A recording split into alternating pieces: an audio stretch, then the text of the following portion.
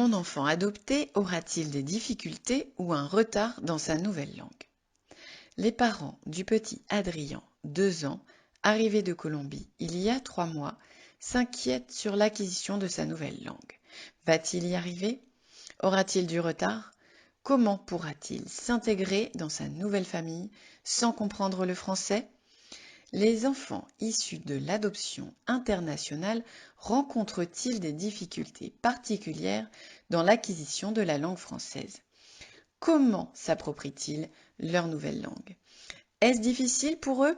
Vont-ils avoir un niveau suffisant pour leur intégration familiale, scolaire et plus tard sociale?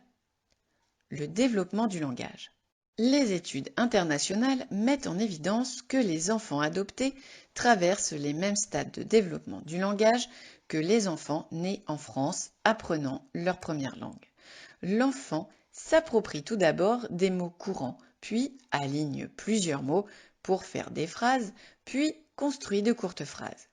Il n'existe pas d'impact particulier de la langue de naissance, que ce soit en termes de prononciation de phonèmes, sonorité, rythme ou articulation des mots, comme on peut l'observer lors de l'apprentissage d'une seconde langue.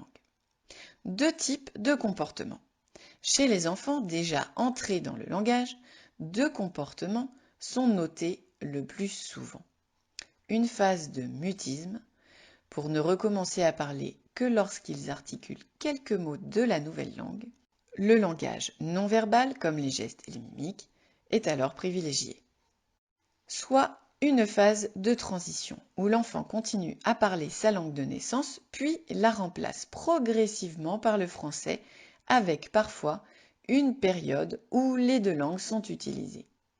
Quel que soit le cas de figure, l'enfant commence à changer de langue au bout de 4 semaines d'immersion en français environ, donc très rapidement.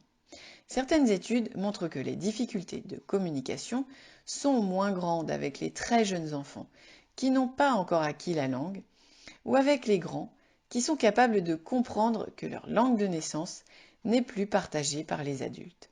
Ils chercheraient alors d'autres moyens pour communiquer. Les enfants de 2-3 ans auraient davantage de mal à prendre conscience de ce changement de langue et à accepter que leur langue de naissance ne soit plus comprise. Le fait pour eux de ne plus pouvoir communiquer pourrait entraîner des réactions de colère, de tristesse et de repli. Combien de temps d'adaptation?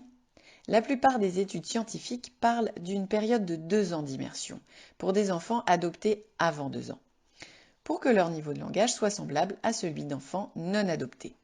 La plupart des enfants seraient donc dans la moyenne en termes de production de vocabulaire. D'autres résultats mettent en évidence qu'1 an après l'adoption, la compréhension et l'articulation des enfants adoptés seraient dans la norme des enfants non adoptés au même âge. En cas de doute, dans le cas d'une plainte ou d'une inquiétude concernant l'acquisition du langage chez un enfant issu de l'adoption internationale, il s'agira alors de consulter son pédiatre en lui expliquant la situation ainsi que le comportement de l'enfant. Celui-ci prescrira sans doute un bilan orthophonique avec rééducation si nécessaire. Ensuite, prenez contact avec l'orthophoniste de votre choix qui interviendra pour réaliser une évaluation orthophonique. Au terme de cette évaluation, en fonction des résultats, une prise en soin orthophonique pourra être mise en place. Une mauvaise acquisition de la langue de naissance, due à la rareté et à la pauvreté des contacts, peut parfois rendre la maîtrise des autres langues difficile. Les études internationales mettent en évidence un investissement très important de la langue du pays d'accueil de la part des enfants adoptés. L'apprentissage du français pour les enfants adoptés se fait à travers le quotidien pour communiquer avec leur famille adoptive. Il est donc important que les nouveaux parents multiplient les interactions avec leur enfant afin qu'il soit souvent exposé à sa langue d'adoption.